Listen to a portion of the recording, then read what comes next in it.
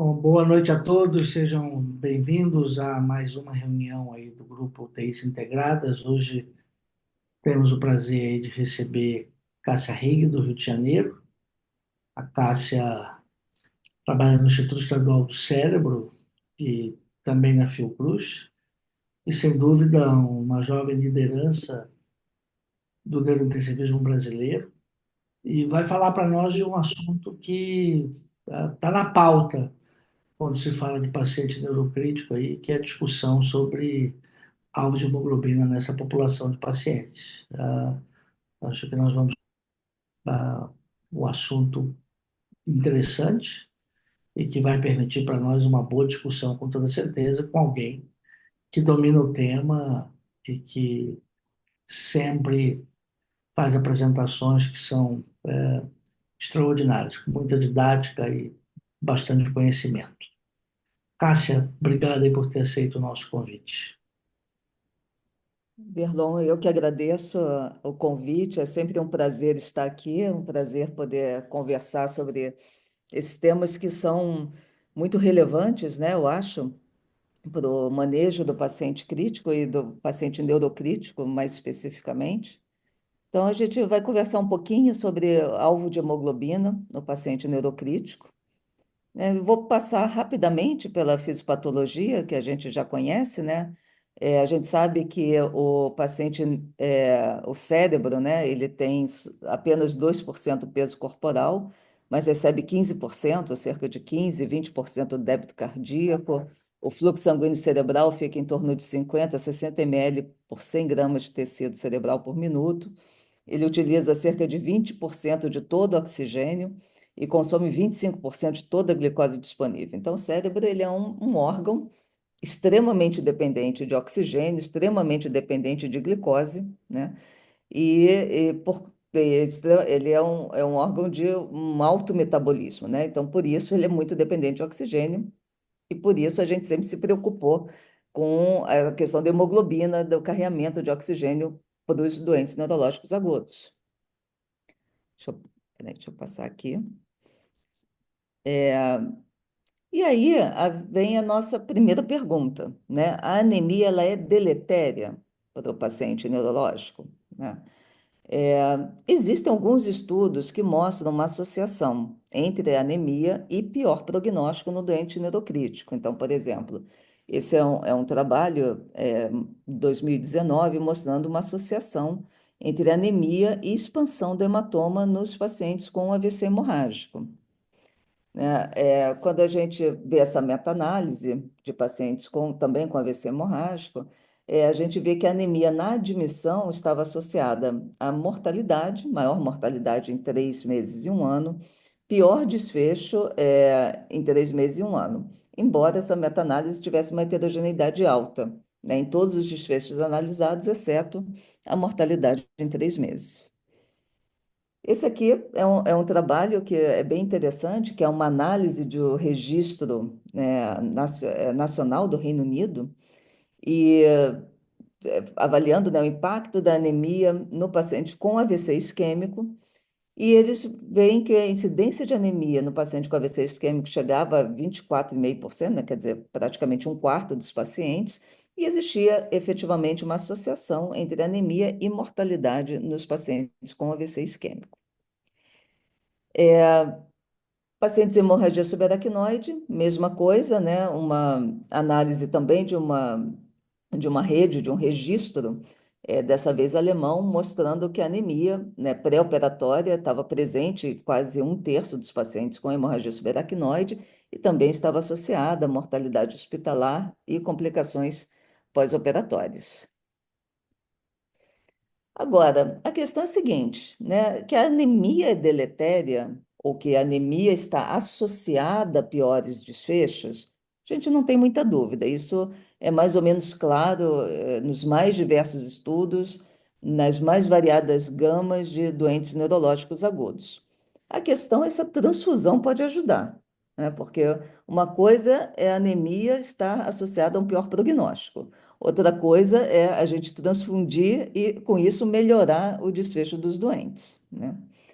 E aí existiam, tem alguns trabalhos, né? Essa, por exemplo, é uma revisão sistemática e meta-análise, que foi feito, essa revisão sistemática e meta-análise foi feita com os trabalhos antes, né, desses três grandes ensaios clínicos randomizados que a gente vai comentar mais tarde.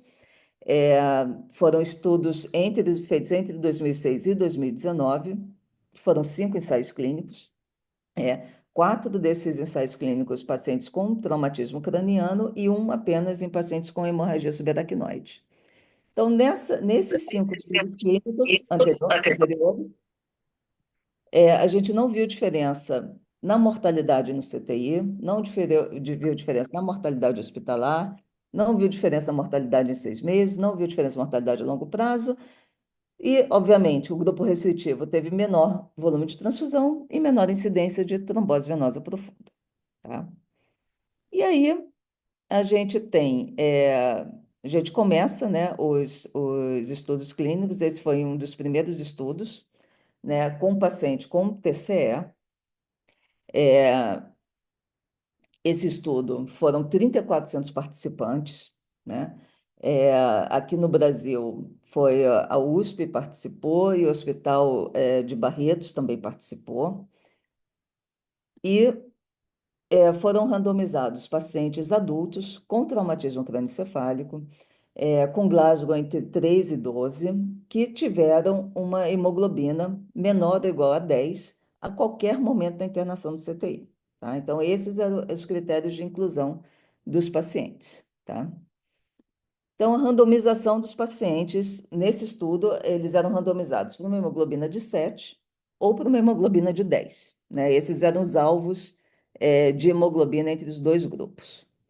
Então, foram incluídos 742 pacientes, desses 722 estavam disponíveis para avaliação de desfecho primário, então eles tiveram um excelente segmento.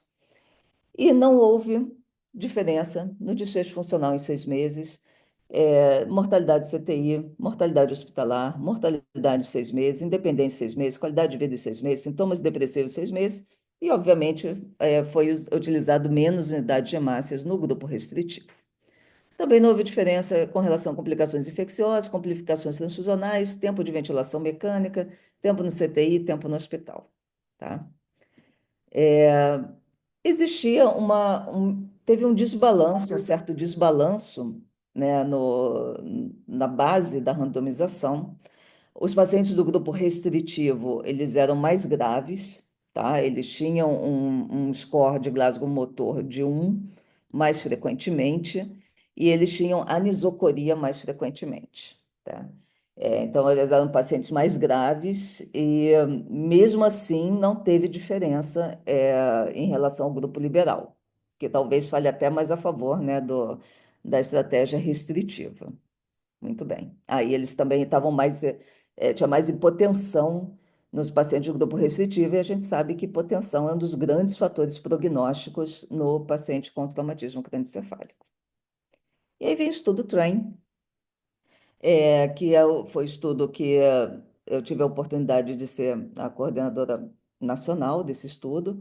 É a doutora Carla Rinkovski, de Porto Alegre, ela foi o centro que mais incluiu pacientes no Brasil. E no Brasil, não, e no mundo, né? Ela foi o centro que mais incluiu pacientes.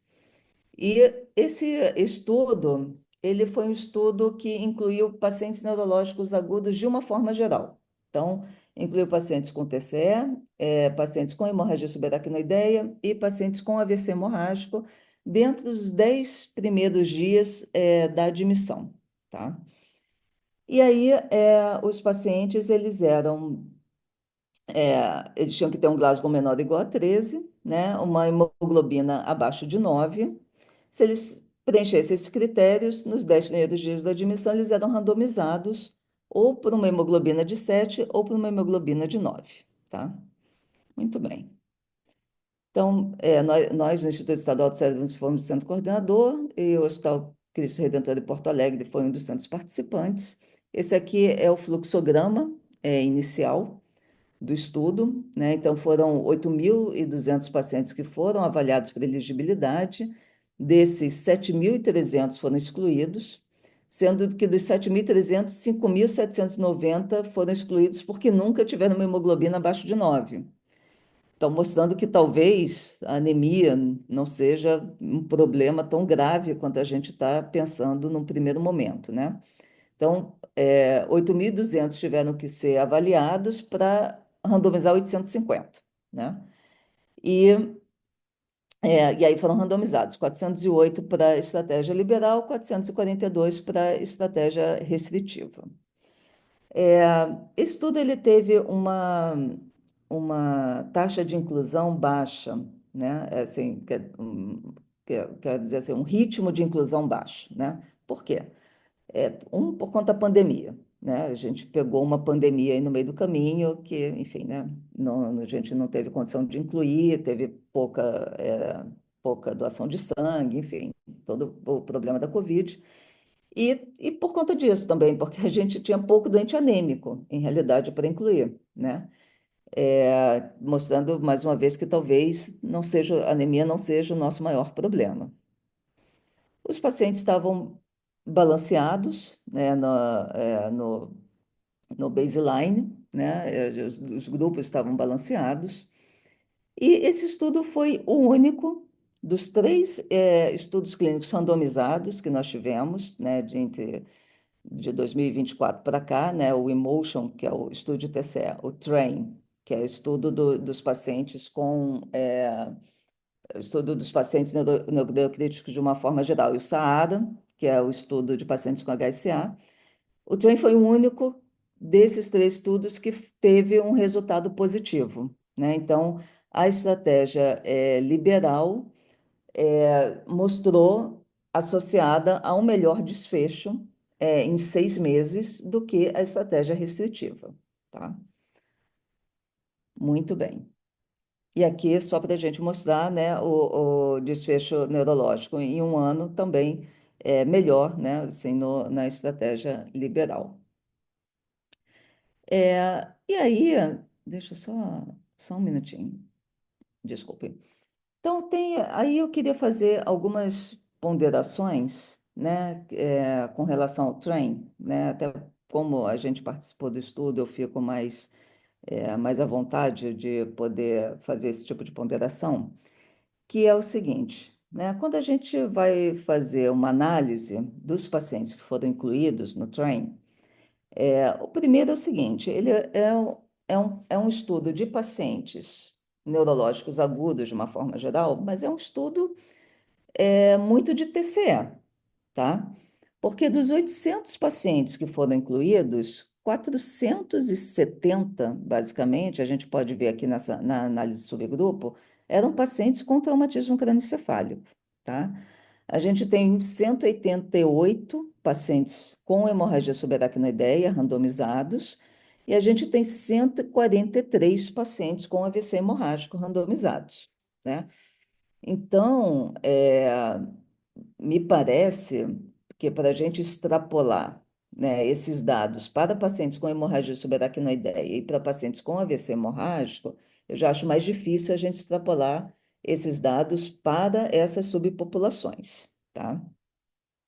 Além disso, quando a gente vai analisar o, o- os centros que recrutaram, né, como eu falei, o Hospital Cristo Redentor de Porto Alegre, ele foi o top recruiter do estudo, o que eu acho excelente, né? Eu acho que é uma grande conquista, né? Eu acho que isso mostra a capacidade do Brasil de fazer pesquisa sem apoio governamental, porque nós tivemos apoio governamental, nós não tivemos apoio financeiro, né, da equipe do estudo, né, porque realmente não tinha uma compensação financeira envolvida, nós tivemos apoio de outras formas, né, mas nenhuma, nós tivemos que fazer o estudo com os nossos próprios recursos, né, e a gente teve centro, o nosso centro, o Centro Recruiter foi do Brasil, o Instituto Estadual do Cérebro está aqui entre os 10 maiores recrutadores também,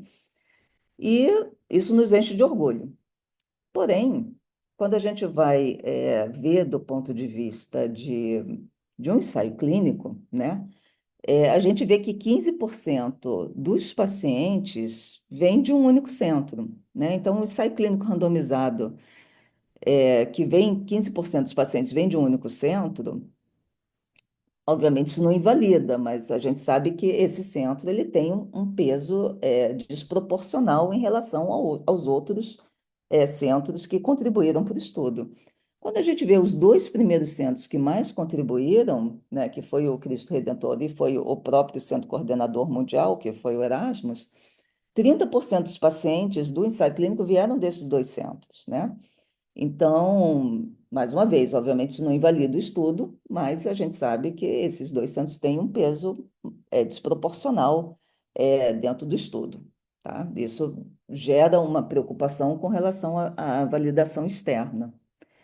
E quando a gente vai avaliar o subgrupo, vai fazer uma análise de subgrupo dos países de baixa e média renda, que aí, quando a gente faz análise de países de baixa e média renda, então a estratégia liberal ela é muito superior à estratégia restritiva, mas aí a gente está falando de uma população de 236 pacientes que quase 60% vem do centro de Porto Alegre, né? Então, a proporção desse único centro é maior ainda. Então, mais uma vez, dá uma, é, dá uma preocupação com a validação externa desses dados, tá? E quando a gente passa para o terceiro ensaio clínico, que é o SAARA, que é esse estudo de hemorragia subaracnoide, tá? Foi um estudo de 742 pacientes, só de hemorragia subaracnoide. É, Eles eram randomizados quando tinha uma hemoglobina abaixo de 10, e aí eles eram randomizados para um grupo com uma hemoglobina de 8, outros para uma hemoglobina de 10. O desfecho era em um ano, um desfecho funcional em um ano, e eles conseguiram acompanhar, de 742, conseguiram acompanhar 725 pacientes até um ano. Foram 361 no grupo liberal, 364 no grupo restritivo. Os grupos também estavam bem balanceados com relação à sua gravidade, com relação ao aneurisma, com relação ao tipo de tratamento, tá? E no Saara, eles não encontraram diferença entre os grupos da estratégia liberal e na estratégia restritiva. Muito bem. Isso aqui é um resumo, tá, dos três principais ensaios clínicos que saíram de 2024 para cá, o Emotion, o Train e Saara. Lembrar, então, que o Emotion e Saara foram os dois estudos negativos, o Train foi o único estudo positivo desses três, tá?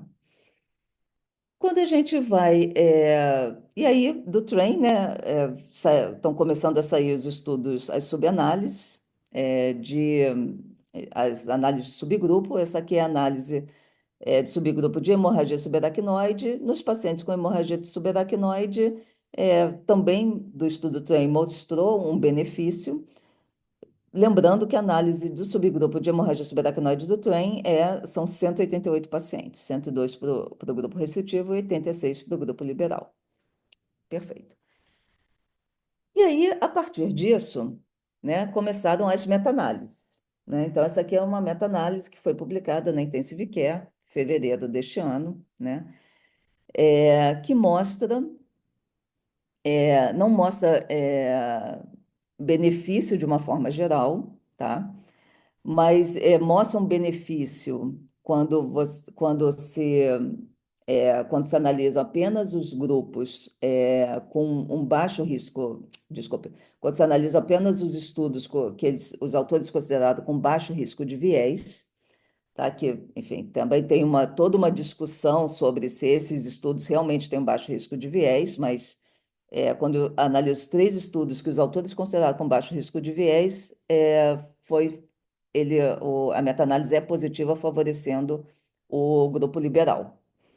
E uma segunda meta-análise, né, que foi publicada na Critical Care Medicine em abril desse ano, apenas pacientes com TCE, e aí avaliaram 5 estudos, 1.500 pacientes, também não encontraram diferença em mortalidade CTI, hospitalar, enfim.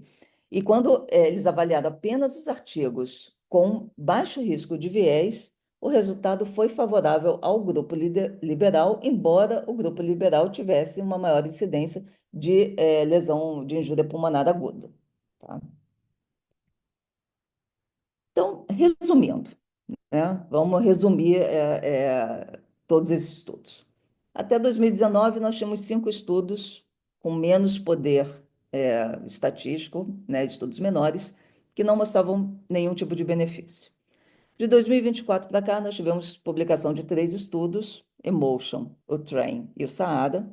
O Emotion, pacientes com TCE; o SAADA, pacientes com hemorragia subaracnoide; e o TRAIN, uma população neurocrítica geral, com diversos alvos de hemoglobina, com um follow-up diferente. Desses 3, 2 foram negativos: o Emotion de TCE, o SAADA de pacientes com hemorragia subaracnoide, e um resultado positivo, que é o TRAIN, que é pacientes com pacientes neurocríticos gerais, sendo que o estudo TRAIN eram predominantemente pacientes com TCE. E as meta-análises, ambas as meta-análises são negativas, mas quando a gente inclui apenas estudos que os autores consideraram com baixo risco de viés, embora isso tenha um certo grau de discussão, os resultados são positivos para a estratégia liberal. Muito bem. E aí a gente pergunta, né? Será que, então, dada enfim, esse desacordo, né? Entre os resultados, será que a resposta seria numa estratégia individualizada, né? Porque os ensaios clínicos, eles em realidade, eles vão pegar uma população ampla, né? De TCE, de hemorragia subaracnoideia, ou de pacientes neurológicos gerais, e provavelmente nesse balaio de gatos tem paciente que precisa de transfusão, tem paciente que não precisa de transfusão. Será que a resposta é uma estratégia transfusional individualizada?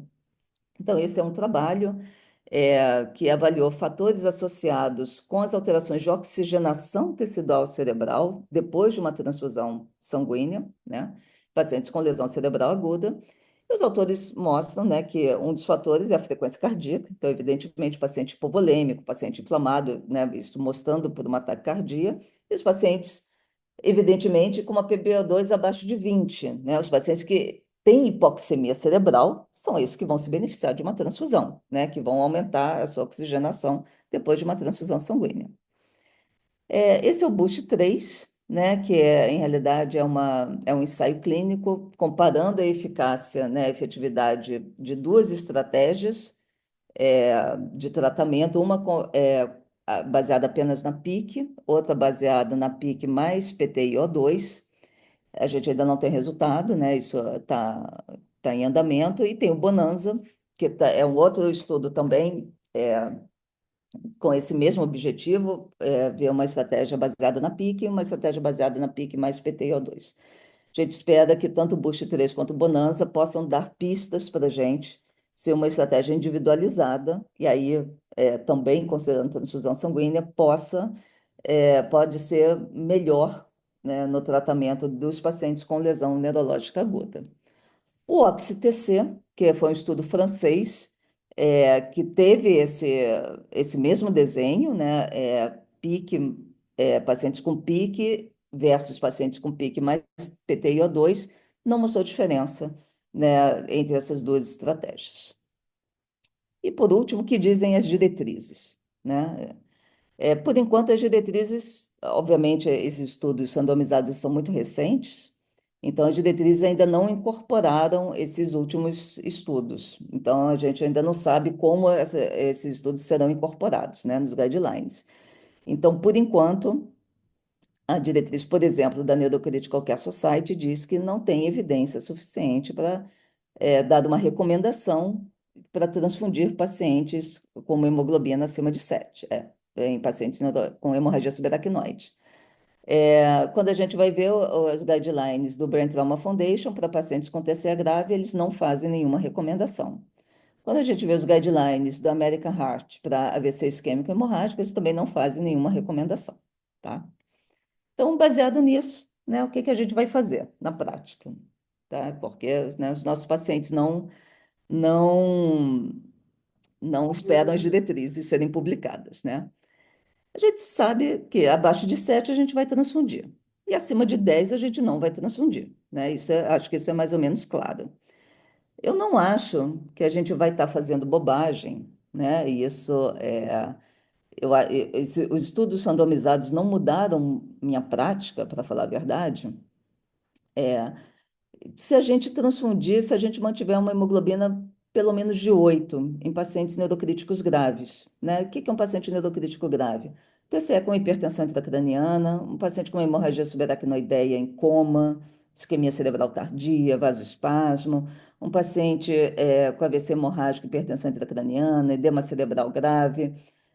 Principalmente se esse paciente não tiver uma monitorização de pressão de oxigênio cerebral, que é o que a gente não vai ter na imensa maioria dos casos, eu acho que manter uma hemoglobina acima de 8 nesses pacientes, eu acho que a gente vai estar, de certa forma, garantindo um aporte de oxigênio e não me parece que a gente vai estar agregando muito efeito adverso. Não me parece que a gente vai estar fazendo mal a esse doente. Isso é uma opinião pessoal, né? Não estou baseada em evidências, né? Até porque a gente ainda não tem muita evidência para isso. Mas eu acho que é uma opinião baseada nos estudos fisiológicos e na pouca evidência que a gente tem até agora. Talvez a gente possa ter uma estratégia mais liberal em pacientes com TCE. Talvez. Existe um sinal das meta-análises que indica nessa direção. Mas a gente tem dois estudos em realidade, né? A gente tem um estudo de TCE negativo e quando a gente junta numa meta-análise com o subgrupo do TRAIN, nos artigos de baixo viés, que dá positivo. Então, talvez tenha um sinal que talvez nos pacientes com TCE, talvez a gente possa adotar uma estratégia liberal.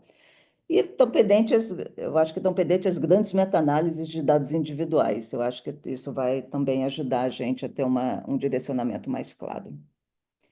E as questões que ainda não estão respondidas, né? Eu acho que num país como o Brasil, né, eu acho que a gente tem que se perguntar qual é o custo se a gente começar a transfundir todo mundo, com TCE grave, hemorragia subaracnoideia, qual é o custo disso? Qual é a disponibilidade transfusional? Qual é a disponibilidade de sangue? A gente vai ter sangue para transfundir todo mundo que precise, né? E, assim, e dizer que não tem efeitos adversos, assim, muitos desses estudos, uma parte significativa desses pacientes vem de países que têm outras práticas, né, de manejo do sangue, né? Tem, por exemplo, concentrados de hemácias rotineiramente leucodepletados, ou os eventos adversos também transfusionais no paciente grave, muitas vezes são difíceis da gente diagnosticar, né? Uma injúria pulmonar aguda relacionada à transfusão num paciente grave. Até a gente dizer que aquilo é relacionado à transfusão, né, é difícil de dizer.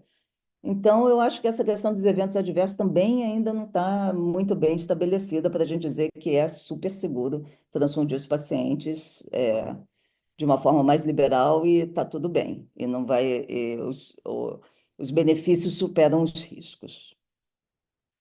E é isso que eu queria falar, gente. Obrigada pela atenção. A apresentação acho que foi bem esclarecedora e eu acho que a gente tem aí espaço para discutir vários pontos. Deixa eu começar aqui abordando as você chamou a atenção no começo da tua apresentação com relação à validação externa dos resultados. Eu acho que tem dois aspectos que você ressaltou.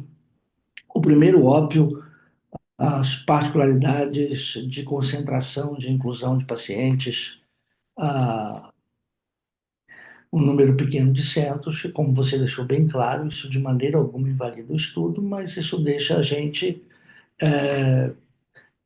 olhando para esse dado com a perspectiva do que isso significa em termos de validação externa ou não, já que a despeito de você ter um estudo multicêntrico, você tem um grande número de pacientes em poucos centros. Esse é um ponto. Um segundo ponto na validação externa, você também chamou a atenção para a concentração com TCE. Eu confesso que para mim o racional é muito fácil de captar e entender quando a gente está discutindo a validação externa em relação à concentração de pacientes em poucos centros.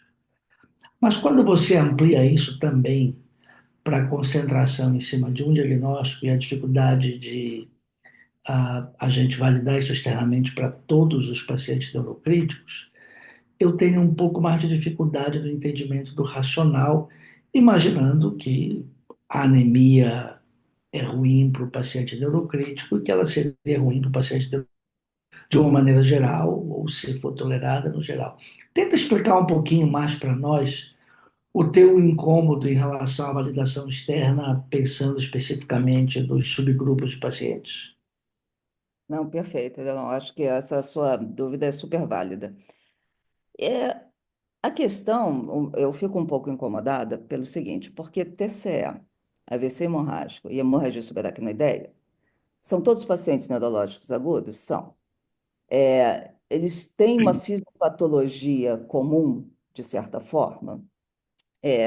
São todos têm um cérebro vulnerável, né? A gente precisa garantir que a oferta de oxigênio para esse cérebro vulnerável esteja adequada. São cérebros que consomem oxigênio, consomem glicose perfeitamente. Tudo isso é comum. Ok. Por conta disso, essas doenças foram colocadas no mesmo estudo, né? Mas são doenças com fisiopatologia, com tempos fisiopatológicos e fisiopatologias completamente diferentes, tá? O traumatismo crânioencefálico, por exemplo, ele é uma doença que vai cursar muito menos com isquemia cerebral, né? Ela é uma doença que vai cursar com trauma, né? Com trauma direto, com inflamação cerebral, com quebra de barreira hematocefálica, com edema. Claro, ele vai cursar com isquemia cerebral por hipertensão intracraniana, né? Se não for tratado. A hemorragia subaracnoide, nos primeiros 3 dias, ela é uma doença, né, que tem a ver com a lesão de reperfusão, tem a ver com ictus, né, com o aumento da pressão intracraniana, agudamente, com ictus e com a reperfusão cerebral. E depois do terceiro dia, o doente já pode estar evoluindo com isquemia cerebral tardia. Isquemia mesmo, né? Vasoespasmo, isquemia cerebral tardia, e aí é um evento vascular, né? Diferente da isquemia do TCE, que vai ser secundária à hipertensão intracraniana, né? E aí no TCE tem todo o componente de edema cerebral e quebra de barreira. O AVC hemorrágico, ele tem um componente de hipertensão intracraniana, mas a gente sabe que, por exemplo, ele ao redor do hematoma, ele não tem, por exemplo, uma zona de penumbra, como se fosse o AVC isquêmico. Ele tem uma área hipometabólica, hipofluxo e hipometabolismo.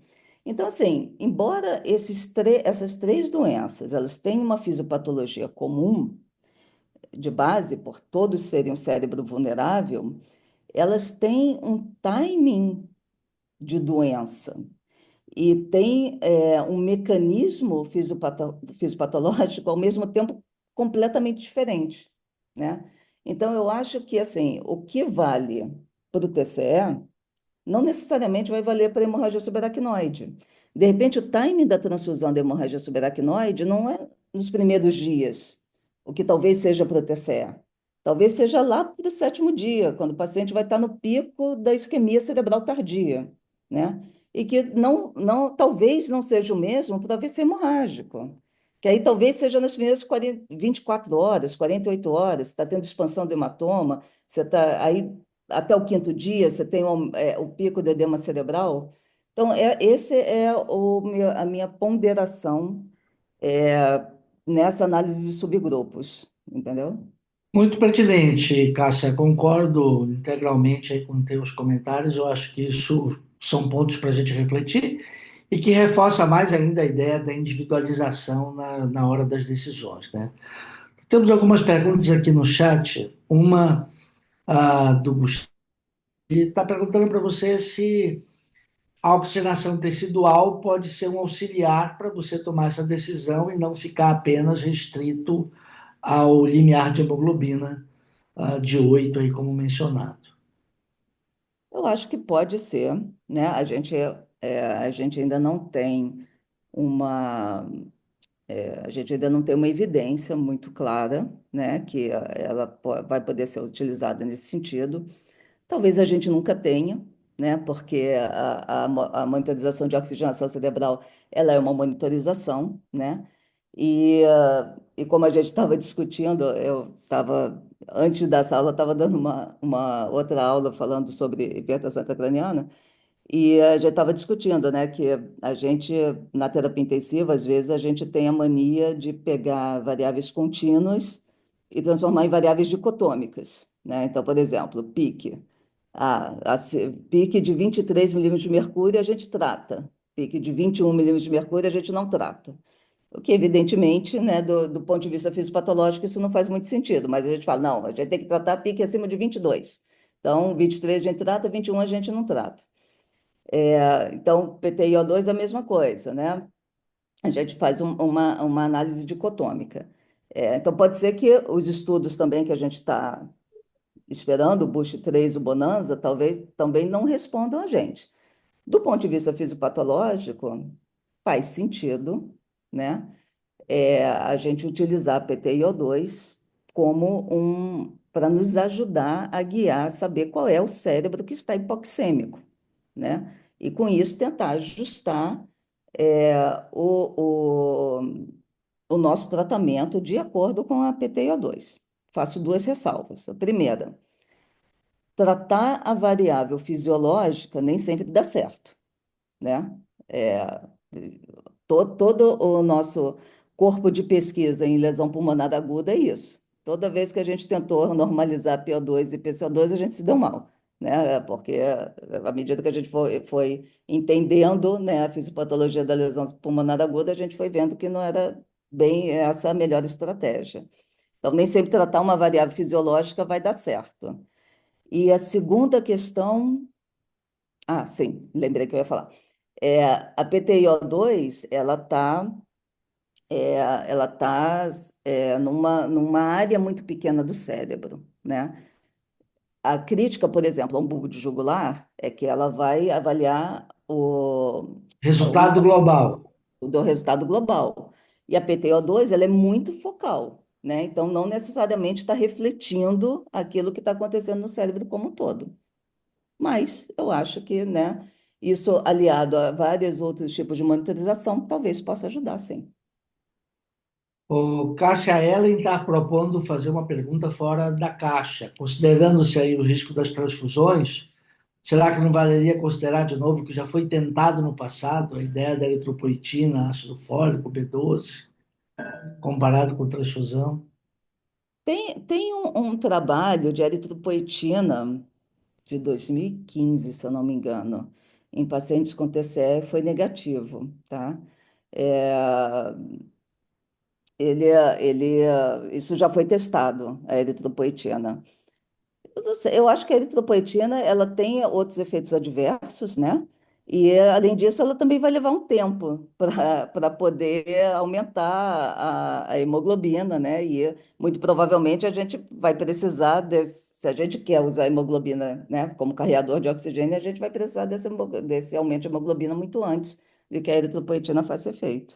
O problema também, Cássio, é que a estocagem das hemácias, como é relativamente aleatório, né, o tempo que a hemácia está estocada e a lesão de estocagem também, termina por meio que tornar imprevisível aí as ações benéficas da transfusão de concentrado de hemácias. Então, vai ser uma resposta sempre difícil de responder, porque uma pergunta sempre difícil de responder. Justamente por causa dessas variações. Se a gente soubesse que o sangue que a gente estava fazendo era fresco, né, uma hemácia que não tinha lesão de chocagem nenhuma, beleza, mas não é o que Ah, acontece. A tempo médio é de 12 dias de estocagem no Brasil, pelo menos a última vez que eu vi. E o que já leva a uma lesão de chocagem razoável, com alterações da hemoglobina, capacidade, na curva da hemoglobina, da dissociação, termina sendo desfavorável, né? Uhum. Sim, é verdade. É, isso, a efetividade, né, da transfusão, a eficácia da transfusão, ela é muito variável. Sim, é verdade. o Cássio, do comentário do Ciro, vamos lá para os efeitos adversos, que você muito. Eu, particularmente, acho que diagnosticar evento adverso de transfusão é um desafio. É um desafio gigante e não tem nenhuma dúvida de que a gente subdiagnostica. Trale, vá lá um pouquinho, taco, mas TRIM, então, essa a gente não consegue diagnosticar de jeito nenhum. E, enfim, quando a gente está querendo focar o nosso objetivo primário em melhora funcional, a gente primeiro tem que manter o paciente vivo. Outra Uhum. coisa importante também é que se a gente pudesse olhar o impacto da nossa transfusão na microcirculação, aí a coisa fica bem complicada, né? Porque a gente tem alguns aspectos, do ponto de vista sangue estocado, sangue recente, concentração de 2,3-DPG, enfim. E aí, nesse aspecto, voltando para a tua questão da validação externa, o Brasil, especificamente, tem uma característica de como nós não temos cultura de bancos de sangue com boa quantidade de sangue armazenado. É comum no Brasil que a maioria do sangue transfundido seja sangue mais novo do que quando a gente compara, por exemplo, com bancos de sangue europeus ou norte-americanos. Então, Uhum. isso é um aspecto também que pode efetivamente influenciar e que também tem que trazer isso para a nossa conta. Pouco preocupado que a gente, de alguma forma, assuma um pouco o conceito de estratégia liberal. Eu acabo me sentindo um pouco mais cômodo com a ideia de que talvez essa seja uma população de pacientes para você não ser tão restritivo. Eu ficaria mais confortável com esse conceito. Não sei qual é a tua impressão, porque a gente tem que colocar na conta os eventos adversos que são difíceis de diagnosticar e que são importantes para o desfecho desses pacientes. Sim, não, Edelon, eu concordo com você. Assim, os estudos clássicos da terapia intensiva, né, de estratégia restritiva, que fizeram a gente segurar a mão, né, na transfusão dos pacientes críticos de uma maneira geral, eles, via de regra, excluíram os pacientes neurológicos, né? Então, assim, também a gente dizer, de uma forma geral, né, que a gente tem estudos dizendo que a gente pode adotar uma estratégia restritiva no paciente neurológico agudo, mais ou menos. Esses pacientes, via de regra, eles são excluídos desses grandes estudos de estratégia restritiva, né? Agora, eu acho que essa questão do evento adverso, ela é muito difícil de diagnosticar, muito difícil, porque ainda mais um paciente agudo grave, né? O paciente entubado, sedado, é, e tem aquelas questões que a transfusão de sangue, ela é um transplante de órgãos, se a gente for parar para pensar. E o sangue é o único órgão líquido que a gente tem, né? Então, assim, você tem toda uma carga imunológica que você está dando e aquela pneumonia associada à ventilação mecânica, né? Você pode jurar que a transfusão não teve nada a ver com aquilo, né? Pode ser que sim, pode ser que não. Eu não tenho como saber, né? Então, a gente não tem, eu acho que a gente não tem como contabilizar os eventos adversos transfusionais, né? Então, falar que supera os riscos, não teve evento adverso, eu sou cética com relação a isso. Então, eu concordo com você. Eu acho que a gente não pode ser tão restritivo, né? Porque a gente não tem evidência dizendo que é seguro ser restritivo nesses pacientes, mas ser também muito liberal, eu acho que a gente ainda não tem uma evidência forte para sair transfundindo todo mundo. Cássia, muito bom, Cássia, excelente aula. Eu estou aqui pensando nas tuas ponderações e, assim, a tua visão metodológica, que eu concordo, e, em gênero, número e grau.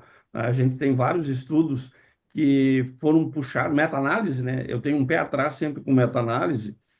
A gente vê isso, por exemplo, com o uso da noradrenalina, né?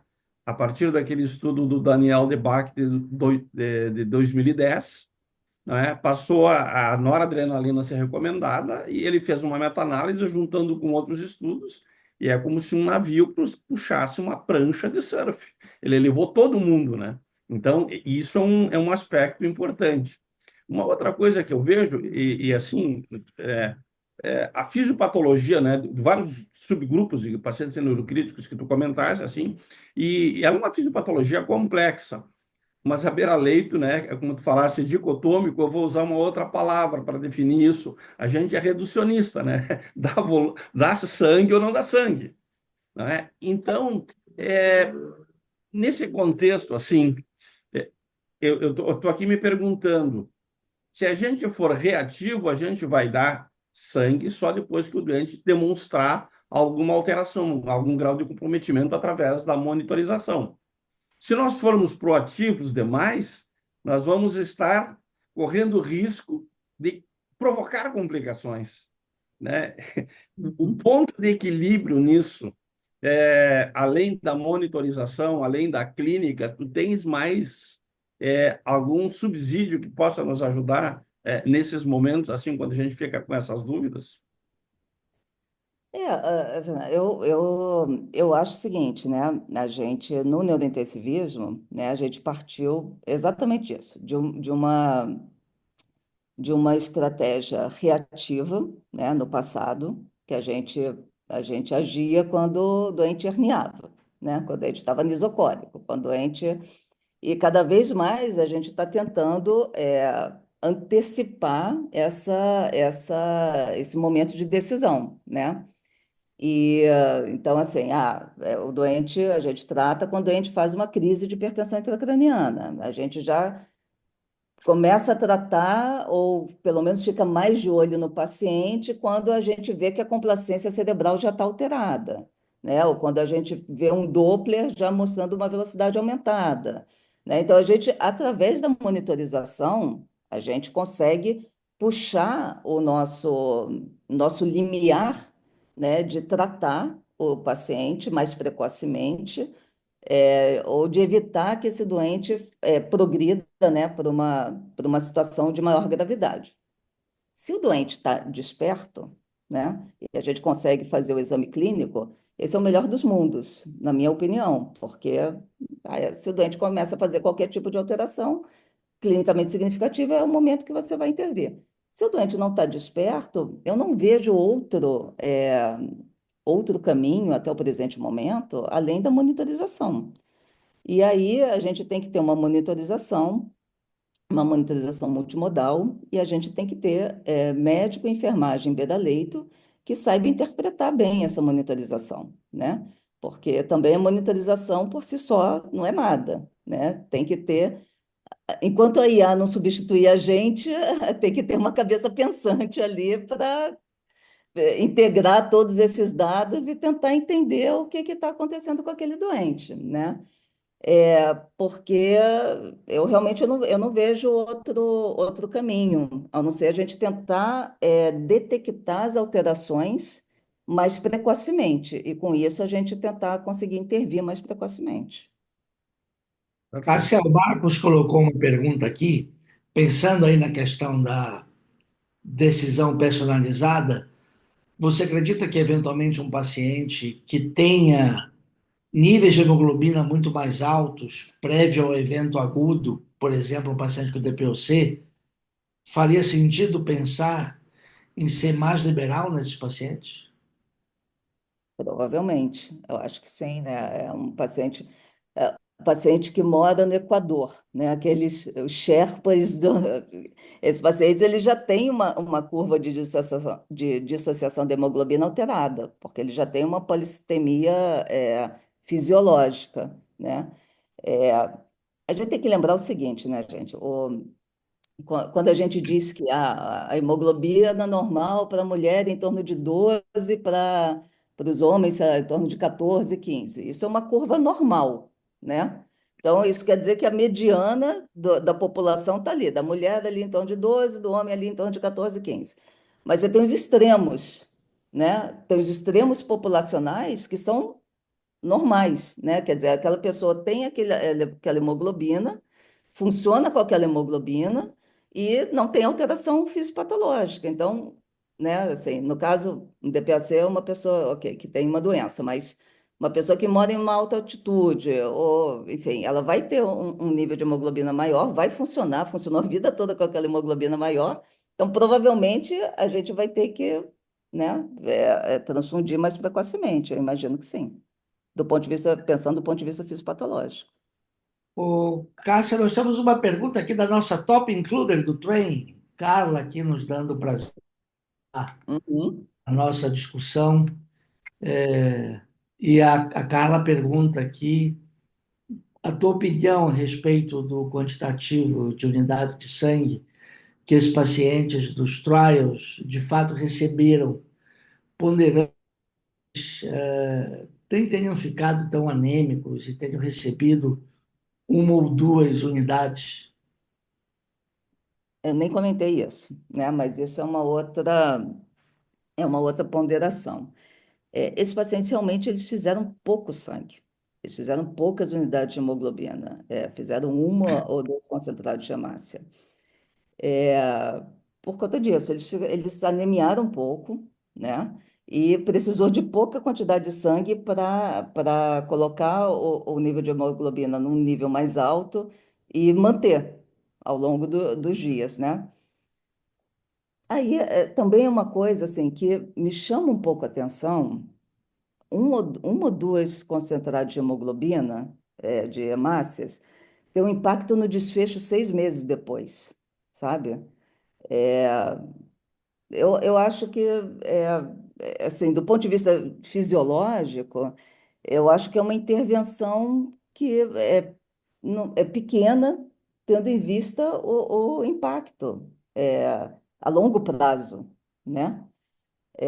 Então, não sei, eu acho que realmente eu penso que talvez a anemia não tenha sido não seja o maior dos nossos problemas. Quando a gente. Então, parece que não é um grande problema a gente tratar e manter o doente com uma hemoglobina num nível mais elevado, né? E eu realmente do ponto de vista fisiopatológico, me surpreende um pouco é, um ou dois concentrados de massa ter um impacto tão profundo num desfecho funcional a longo prazo. É mais ou menos estudos de sepse, você avaliar se uma solução balanceada versus a não balanceada e o paciente recebeu 1.500 ml de uma solução e isso fazia diferença no desfecho de um paciente com sepse.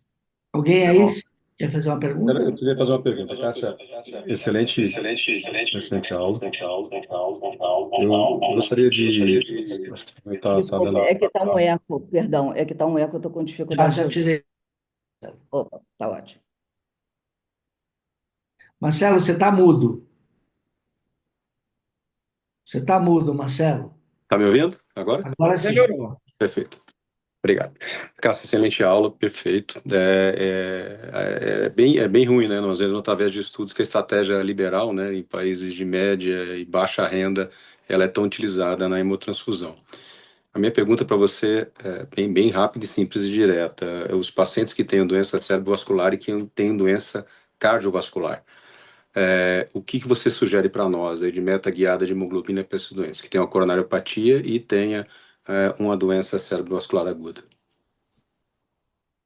Os pacientes com coronariopatia, eles já têm um alvo de hemoglobina maior, né? Mais elevado do que os pacientes críticos de uma forma geral, né? Os pacientes com infarto agudo do miocárdio, né? Coronariopatia aguda.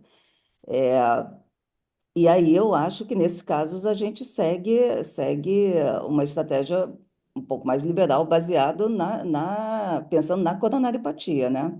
Porque da doença cerebrovascular, a gente ainda não tem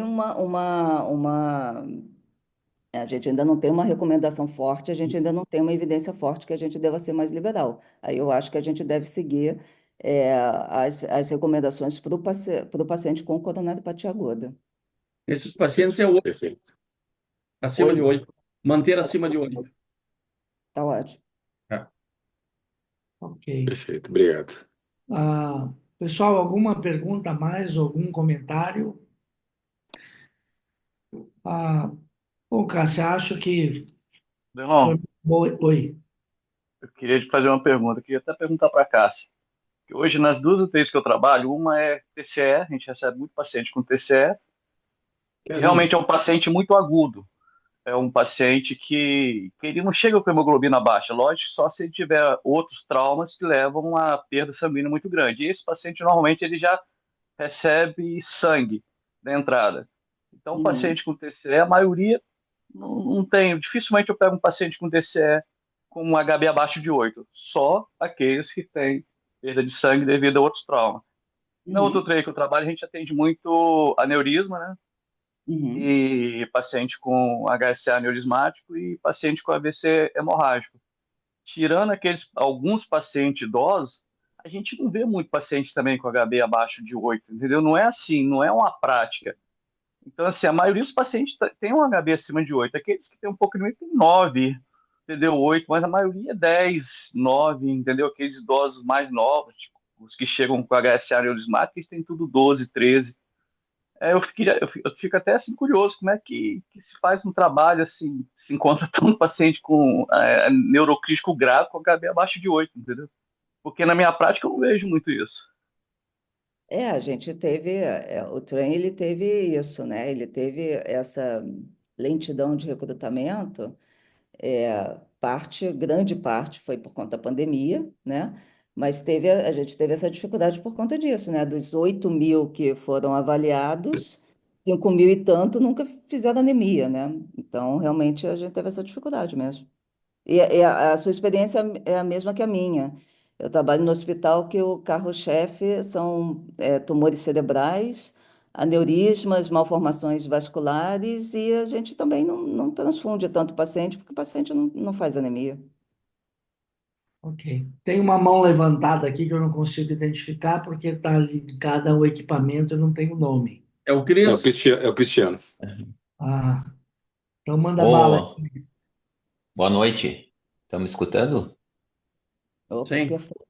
Uhum. Parabéns, Cássia, e parabéns a todos aí pela escolha do tema. É um tema muito atual, muito relevante, e tu fizeste uma análise muito boa aí de todos os estudos, e com vários pontos que a gente precisa repensar, né?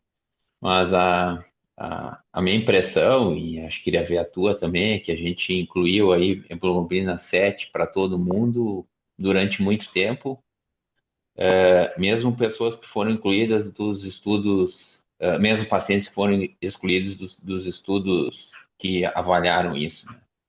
Neurocrítico, cardiopata, perioperatório, transoperatório, paciente com sangramento agudo, e muitos transferiram isso para todos os pacientes, né? Que eu acho Uhum. que foi um pouco demasiado, né? E talvez agora a gente esteja voltando um pouquinho pro que seja um pouco mais razoável aí, para essas situações mais específicas, talvez o neurocrítico ou o TCE. Eu trabalho num hospital que tem muito trauma e TCE, e tem bastante a TCE com anemia, né? Tem outros traumas juntos. Então, a minha impressão é que talvez, e outras situações como essa, né, síndrome coronariana aguda, a diretriz da American Heart esse ano diz para botar a hemoglobina em 10, né? Não é nem 8 nem 9, é 10.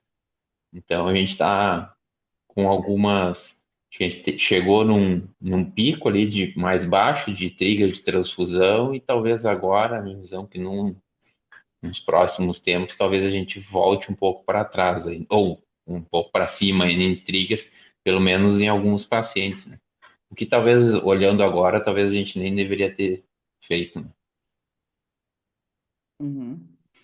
É, eu acho, Jean, que assim, a gente, né, nós somos todos médicos, eu não sei se tem outros profissionais de saúde aqui, mas profissionais de saúde de uma maneira geral, né, não apenas médicos, mas posso falar de médicos, a gente tem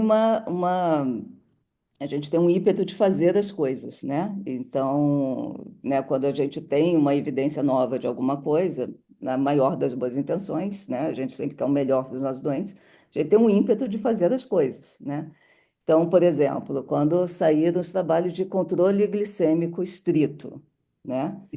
Foi uma loucura, foi uma loucura. Todo mundo tinha que controlar a glicemia de forma estrita, né? O primeiro trabalho foi Eu, pós-operatório, e, cara, e era drip de insulina para todo mundo, e todo mundo fazendo hipoglicemia, quem viveu lembra dessa época, né?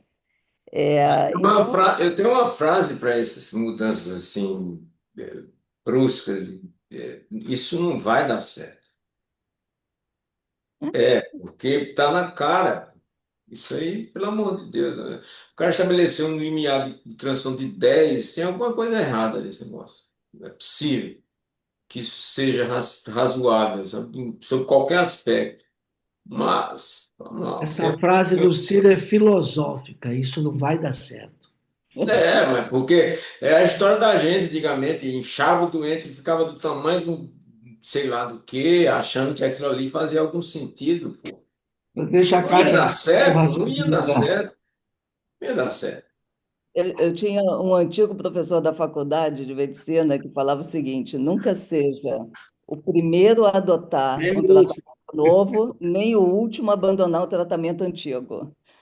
Sabe? Então, deixa as coisas acontecerem primeiro, veja o que que acontece, aí você adota, e É aí. um ímpeto para mudar as coisas, assim, parece que tem que mudar, né? Para ver se fazer, se vira notícia, sei lá o que que é. Eu acho que é um ímpeto baseado na nossa vontade de fazer o melhor, como profissional de Verdade. saúde. Assim, mas eu acho que a gente tem que ter uma ponderação. Eu tenho muita preocupação com essa coisa da validação externa, porque é isso. Que às vezes a gente pega um estudo de pós-operatório e aí vai e coloca no paciente séptico, no paciente coronariano, no paciente neurológico agudo. Gente, isso tudo foi para pós-operatório, né? Então, assim, se muito, a gente vai colocar no pós-operatório, né? Aí é um estudo positivo, poxa, né? Vamos, de repente, esperar mais umzinho para a gente ver se realmente é isso mesmo, ou se, né? Então, mas eu acho que é isso. O pêndulo, ele vai para um lado, depois vai para o outro, até voltar no meio, né? Acho que Essa, é geral- o comportamento humano mesmo. Ou essa não. generalização a gente faz Ou toda não. hora. Carla, você quer fazer algum comentário, Carla?